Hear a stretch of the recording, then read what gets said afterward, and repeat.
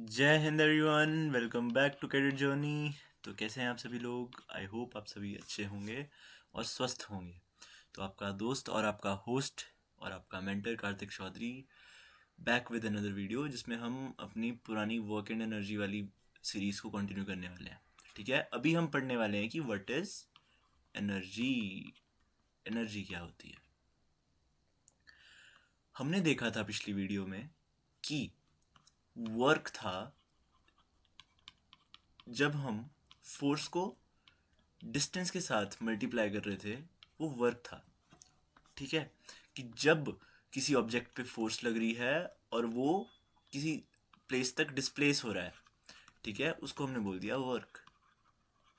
अब वर्क करने के लिए कोई सोर्स चाहिए ना, वर्क होने के लिए कोई सोर्स चाहिए। फोर्स, हमने बोला कि वर्क तभी होगा जब फोर्स लगेगी और उसके साथ डिस्प्लेसमेंट होगी। ठीक है, तभी वर्क होगा। अब ये फोर्स कहाँ से लगेगी? हैव यू एवर इमेजिन्ड कि ये फोर्स किधर से लगेगी? अगर ये फोर्स लग रही है और ऑब्जेक्ट डिस्प्लेस हो रहा है, अगर फोर्स लग रही है तभी ऑब्जेक्ट डिस्प्लेस हो रहा है ना। ठीक है, तो ये फोर्स कहाँ से लग रही है कि ऑब्जेक्ट डिस्प्लेस हो जा रहा है? ये क्वेश्चन है नेक्स्ट। तभी जाके फोर्स, और जब डिस्प्लेसमेंट हो रही है तभी जाके वर्क बन रहा है। लेकिन ये फोर्स कहाँ से आ रही है? डिस्प्लेसमेंट क्यों हो रही है? फोर्स की वजह से।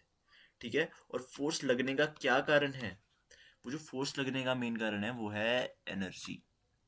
और एनर्जी की जो सिंपल डेफिनेशन है ना, यहाँ पर लिखी भी हुई है। Energy is the capacity to do work. What is energy? Energy is the capacity to do work. मतलब काम करने की क्षमता को, की एबिलिटी को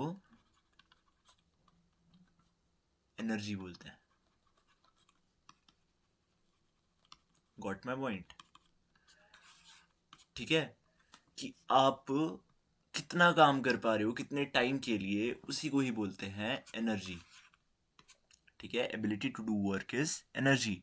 अभी आप बोल रहे हो ना, आप जब बोल रहे हो, जब आप चल रहे हो, उसके लिए भी क्या चाहिए? एनर्जी चाहिए। हमारी बॉडी में एनर्जी होनी चाहिए, तभी आप बोल पाओगे, तभी आप चल पाओगे। तो हर एक काम को होने के लिए जो सोर्स है वो है एनर्जी। वर्क का जो मेन सोर्स है, हमें समझना है वो क्या है? एनर्जी। एनर्जी की वजह से ही सब चीज़ें हो रही हैं। एनर्जी की जो बात करें हम, तो उसकी यूनिट्स जो होती हैं जिसमें हम एनर्जी को नापते हैं, वो भी जूल्स ही होती हैं। ठीक है, वर्क की, ये याद रखना, और एनर्जी की सेम यूनिट्स होती हैं। यहाँ पर मैं लिख देता हूँ। ठीक है,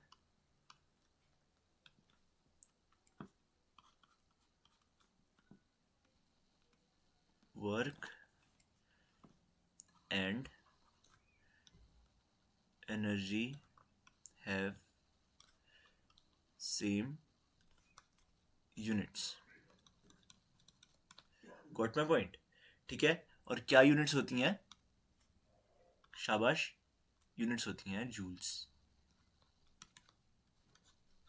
और यहां पर लिखा है 1 kilo joule equal to 1000 joules.